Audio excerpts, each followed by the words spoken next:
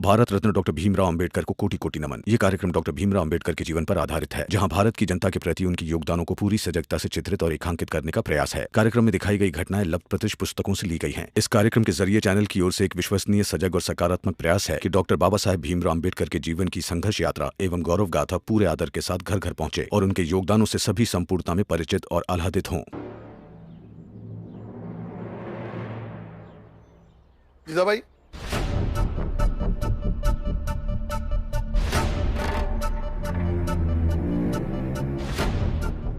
कल रात में नहीं आया तो बहुत परेशान हो गई होगी ना? पत्नी हूं, परेशान तो होंगी ना। तो सोचो मुझे कितनी परेशानी हुई होगी जब मैंने तुम्हें अपने दुश्मनों के साथ देखा होगा। क्या बोल रहे हैं? कौन दुश्मन? सोचोगी तो समझ में आ जाएगा ना कि कल रात तुम कहां और किनके साथ थी।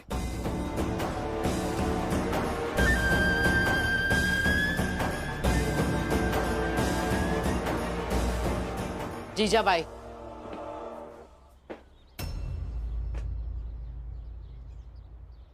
अब तुम ये सब भी करने लगी हो। अब तक तुम सिर्फ भीम के खिलाफ थी, अब तुम अपने पति के खिलाफ भी जा रही हो। ऐसा ही होता है, जब आदत एक अच्छे व्यक्ति के खिलाफ होने की हो जाती है तो हर अच्छा व्यक्ति तुम्हें गलत लगने लगता है और धीरे धीरे तुम उनके खिलाफ भी हो जाती हो। ये तुम्हारी नैतिकता में गिरावट है जीजाबाई। अब कैसे संभाल पाओगी ये सब? पता है, अदालत में जाकर भी नैतिक गिरावट का माप नहीं कर सकती हो तुम।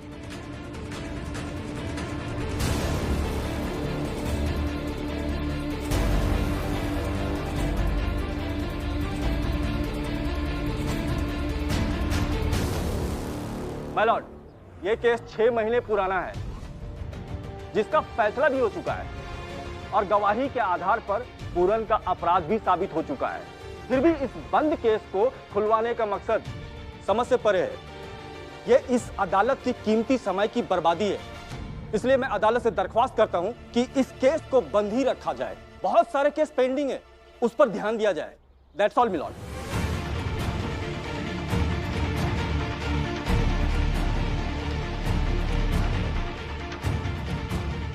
मिस्टर पूनावाला,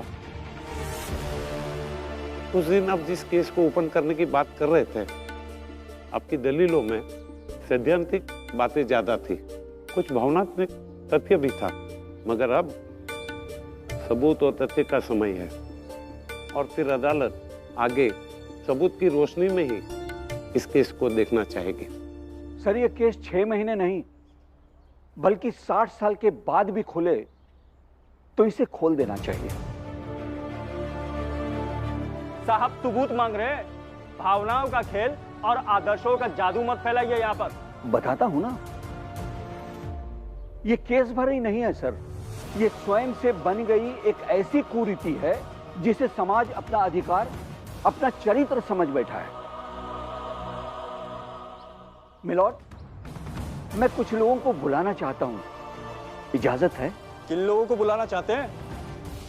आपके पिताजी, आपके बेटे और आपकी पत्नी को।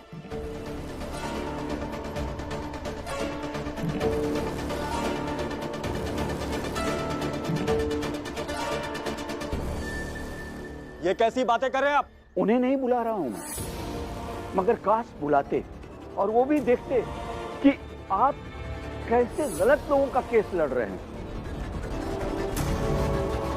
गलत उन्हें भी नहीं लगता, मगर इतना तो लगता जितना आपको लग रहा है कि आप गलत लोगों के साथ खड़े हैं। आपको जिससे बुलाना है बुलाइए, पर आपस में बहस मत कीजिए। आइए आप सब लोग।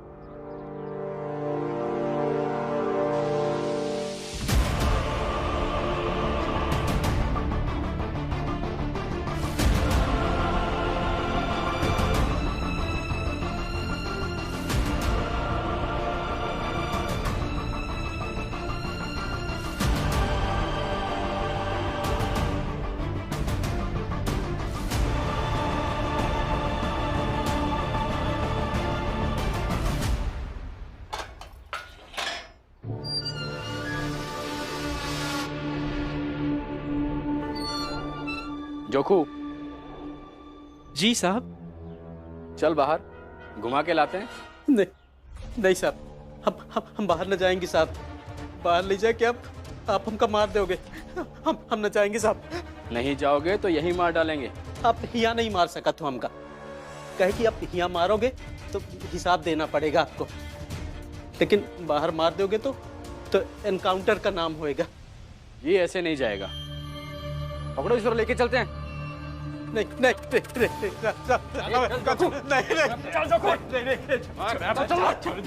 चलना चल रहे जज साहब, ये सब जो लोग आपके सामने खड़े हैं ना, इनकी एक एक कर कहानी आप सुन लीजिए, फिर इस केस पर कोई बहस नहीं होगी योर ऑनर। तो क्या यहाँ हम कहानी सुनने के लिए बैठे हैं? अगर न्याय इनकी कहानी से ही मिलेगा तो आपको सुनना पड़ेगा, क्योंकि इनकी कहानी और पूरन के जीवन के हादसे दोनों मिलते जुलते हैं। बस फर्क इतना है मिलॉर्ड कि पूरन ने विरोध किया और यहां कटघरे में बंद है, और ये शांत बैठे रहे और ये बेबस खड़े हैं आज। तो अदालत को भी चुनना होगा कि कौन सही थे, इनकी खामोशी या पूरन का विरोध, या दोनों ही गलत थे मिलॉर्ड। और उस गलत से ज्यादा गलत हमारी न्यायिक व्यवस्था है, जो न्याय किसी को नहीं दे सकती।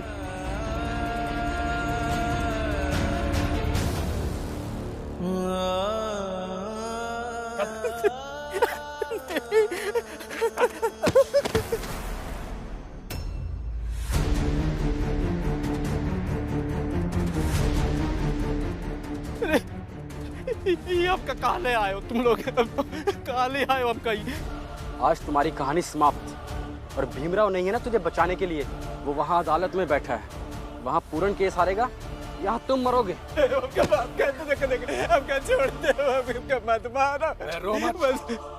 बे भाग, गिड़गिड़ाने से कुछ नहीं होगा। उन्हें पहले गोली तेरे पैर में, फिर 2 गोली तेरे सीने में। भागो, नहीं तो यही मार डालेंगे। भागने से बचा तो बच गया, वरना तेरा खेल खत्म। चल भाग।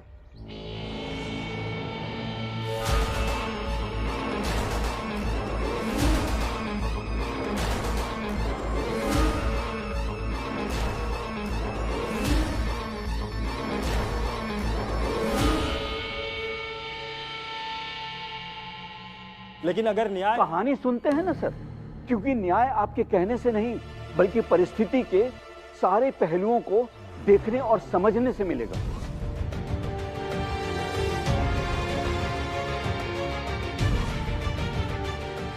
सुनाइए कहानी इनकी। तो बताइए, आज से आपके बेटे की कहानी किसी ने नहीं सुनी है ना, तो जज साहब को बताइए कि क्या हुआ था।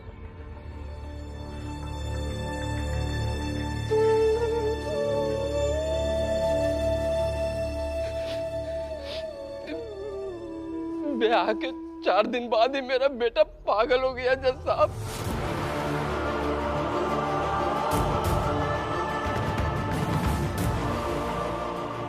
पागल क्यों हो गया? बारात में वो घोड़ी पे चढ़ के जा रहा था जज साहब। उच्च जाति के लोगों ने उसे उतार दिया और बहुत मारा,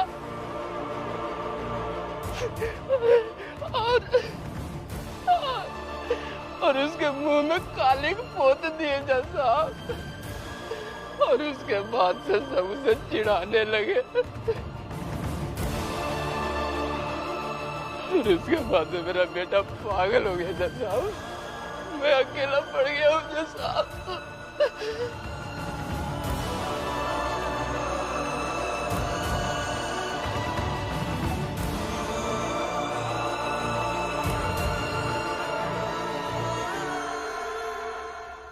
आपकी कहानी? मेरा बेटा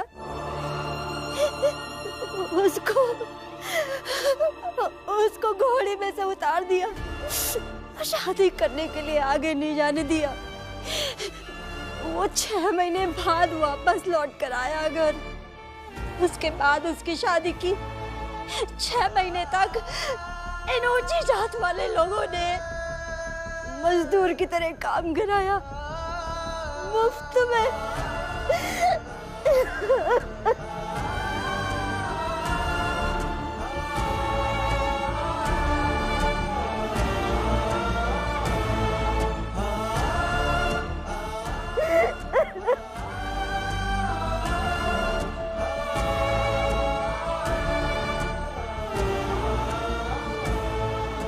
आप बताइए। मेरे पति को घोड़ी पर चढ़कर जाते देखा ब्याह के समय। सबने उन्हें रोकने की कोशिश की, लेकिन वो सबसे भिड़ गए। सबसे लड़कर वो घोड़ी पर चढ़कर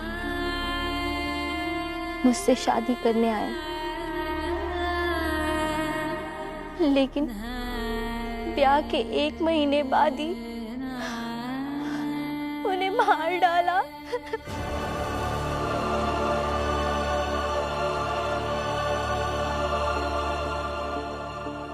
उस जात के लोगों ने उन्हें मार डाला और मुझे विधवा बना दिया।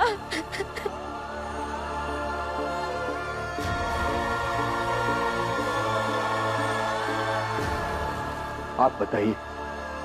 मार डाला साहब, उन लोगों ने हमारे बेटे को मार डाला।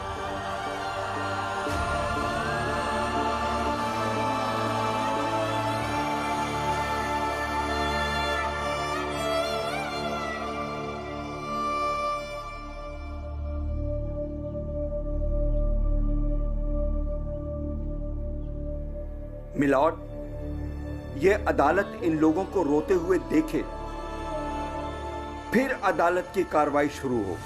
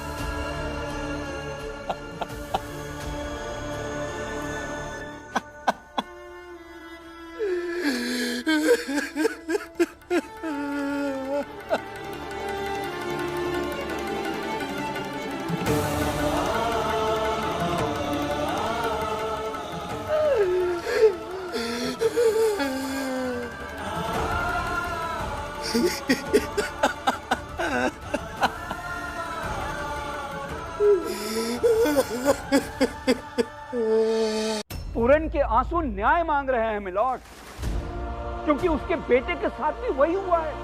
इसके बेटे को घोड़ी से उतार कर मारा, तो शादी के बाद इसके बेटे, बहू और पत्नी को घर में बंद करके जला दिया।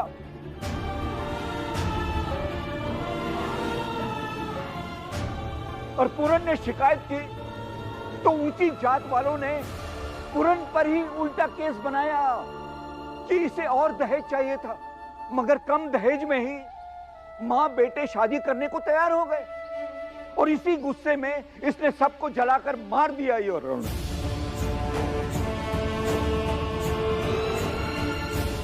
और इसी के मोहल्ले के कुछ लोगों से इसके खिलाफ गवाही दिलवा दी मिलॉर्ड। और तब से ही अपनी पत्नी, बहू और बेटे के मारने के जुर्म में जेल में बंद है मिलॉर्ड। अगर पूरन की कहानी को सुनकर इस अदालत को रोना नहीं आ रहा है तो ये अदालत बंद कर देना चाहिए मिलॉर्ड। रोना तो आना ही चाहिए, मगर इसमें सच्चाई हो तब ना।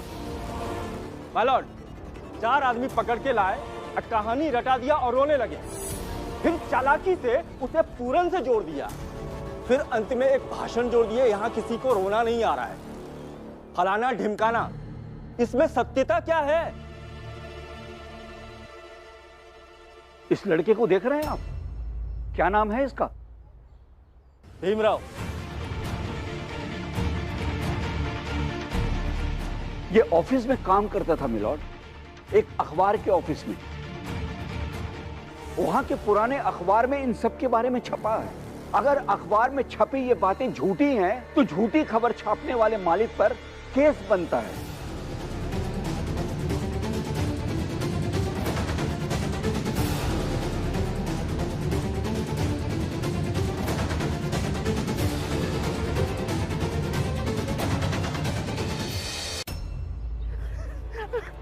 रुक जा जोखू, रुक।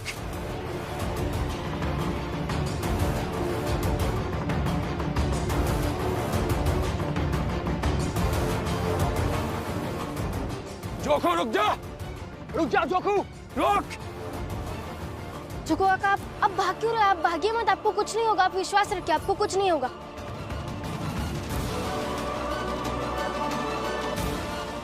वो लोग आपको मार देंगे। नहीं नहीं नहीं, आप भागिए मत, वो कुछ नहीं करेंगे आपको।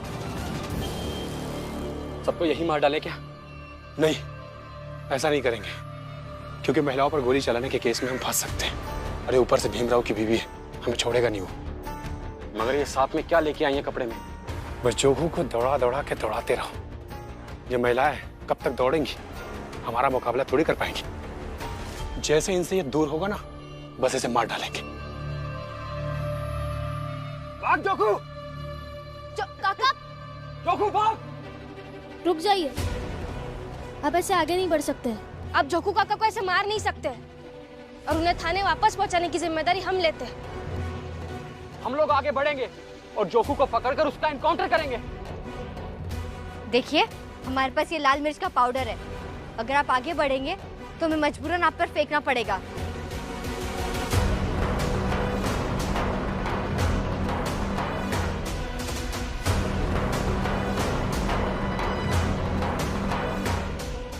ऐसे कैसे फेंक दोगी मिर्ची?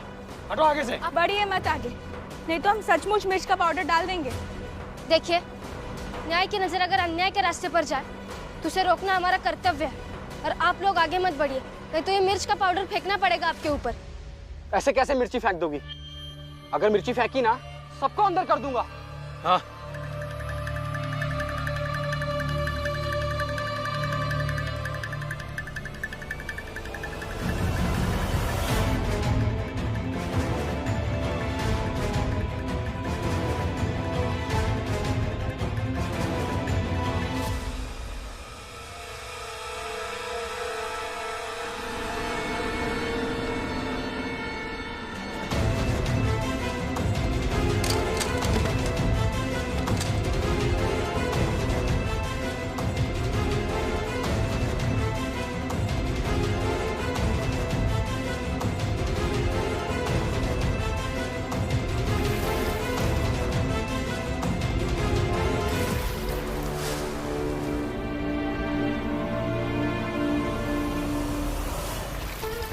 ये लीजिए, आप अपना हाथ धो लीजिए।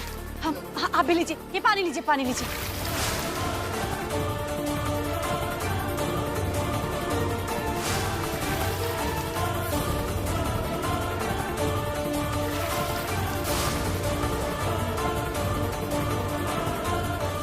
और वकील साहब, ये अखबार चलाने वाले आप ही के दोस्त हैं, मगर अफसोस ये है कि अखबार बेचने के लिए जो खबर छापी, उसी खबर में छपे हुए लोगों के लिए न्याय मांग रहा हूं, तो यह क्या गलत मांग रहा हूं?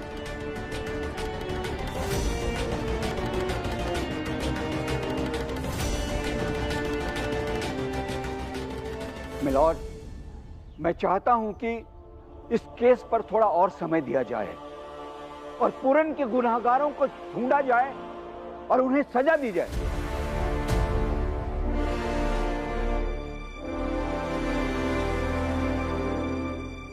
माफ कीजिए जज साहब, मैं बीच में बोल रहा हूं, लेकिन मुझे ऐसा लगता है सिर्फ पूरन काका के नहीं, इन सब के गुनहगारों को ढूंढ ढूंढ कर उन्हें सजा देने की जरूरत है।